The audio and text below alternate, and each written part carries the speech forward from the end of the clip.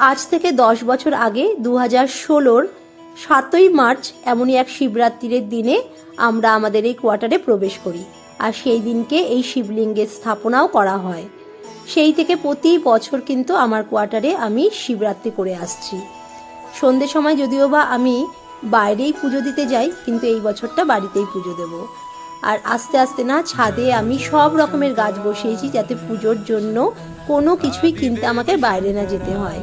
আম পাতা, বেল পাতা, দূর্বা, তুলসী পাতা থেকে শুরু করে বেশ কিছু ফল, আর শিবরাত্রির করার জন্য বিশেষ করে শিবের পুজোর জন্য যেগুলো লাগে, যেমন ধরো নীলকণ্ঠ ফুল, আকন্দ ফুল, ধুত্রা ফুল, সেও কিন্তু আছে। আর এইবার এই পেয়ারাটাও কিন্তু রেখেছিলাম ঠাকুরকে অর্পণ করবো বলে।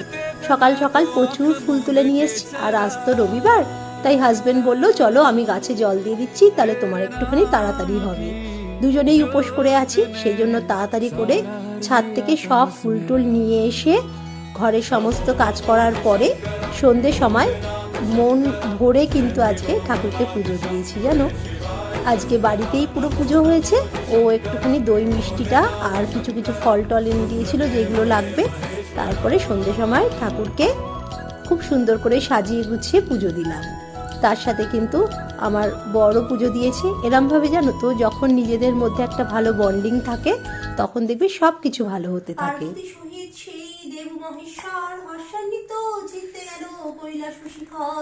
শৈলপুরী পদ্মাসনে রচিয়া আসন, পদ্মহস্তে পার্বতী যে সেবিছে চরণ, রঘুদূত ভব পালনে নাশে করন, ত্রিদিবেশ শিরোমণি ঘিষ্ট পদম, প্রিয় মানব সাধু জনৈক গতিং প্রণমামি শিবং।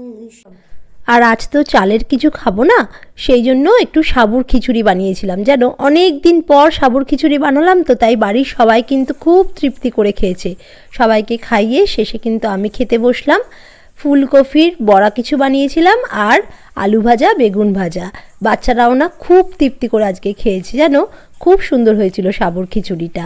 এইভাবেই কিন্তু আমি উপোস ভাঙলাম, এইভাবেই পালন করলাম আমার এই বছরের শিবরাত্রি। তোমাদের কেমন লাগলো অবশ্যই কমেন্ট করে জানিও।